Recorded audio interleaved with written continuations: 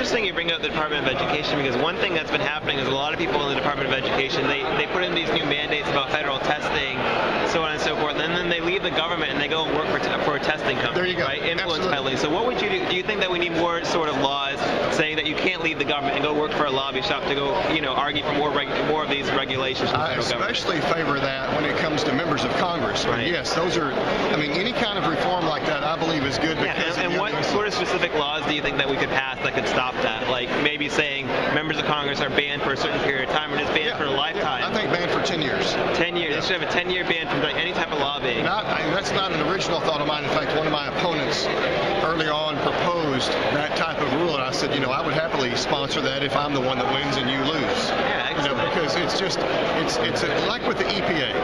Okay, that's unconstitutional. I'm all about clean air and clean water, but we've got 50 states all have smart people that can make sure those things happen. But as you have it right now, the EPA, I view, is the biggest job-killing entity on the face of the earth.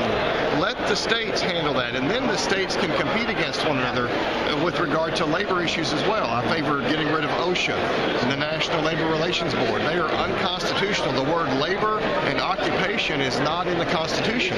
Those powers belong to the states. And when the states compete, good things happen. You may remember a couple of years ago when Illinois raised their personal income tax 66%. They did the same thing to their state corporate tax. And guess what? Within a matter of days, other states such as Wisconsin were saying, hey, bring your business to Wisconsin. We won't tax you near as much. It's interesting you brought up the EPA. I mean, obviously a lot of conservatives have been following like Solyndra and what happened there. There was a lot of revolving door there. There were a lot of people who had close ties to the Obama administration to get those sort of grants and loans. I think one thing really interesting that happened is when Fannie and Freddie were sort of bailed out in 2008, some of the Republicans, they demanded this, and they passed into law a new law that said that Fannie and Freddie can't lobby the federal government because they're getting all this money. Why should they use our money to lobby the government again, right? Do you think that we should be doing that for all sorts of companies that get taxpayer subsidies? Like, why should GM or AIG or Goldman Sachs be able to lobby the government with our money? Do you favor like a new ban on companies that are getting these huge subsidies from lobbying? Well, you've been reading my notes, but the main thing I favor is ending all subsidies. I'm a small businessman. When I have a bad month, I can't pick up the phone and call 1-800, please send me a check.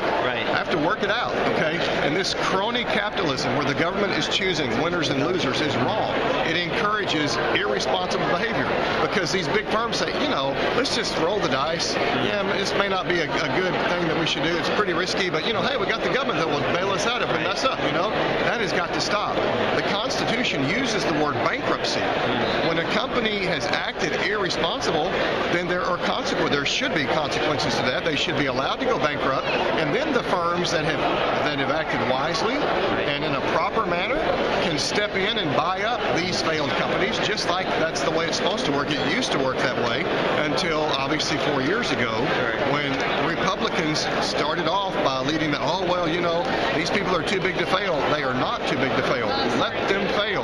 Then let the frugal, well-managed companies buy up those assets. Let the market take care of it.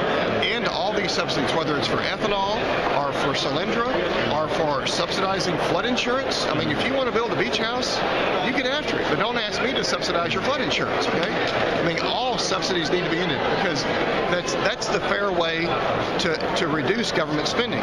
We talk about, we need to cut welfare. We need to quit subsidizing illegitimacy. I agree with that. But let's don't just pick on those people. Let's cut the subsidies for Solyndra, Goldman Sachs, GM, AIG, ethanol producers, which means corn farmers. Let the market dictate. I'm all about alternative energy as long as it can make it on its own. But in the meantime, while we're still working on cutting the subsidies, great free marketers like Rand Paul have said that just that companies, why they are getting subsidized, should not be able to lobby the government. Would you agree with that? I agree with that. Absolutely. Okay, Absolutely. excellent. Yes. But ultimately, the main goal should be to stop all those subsidies. Right.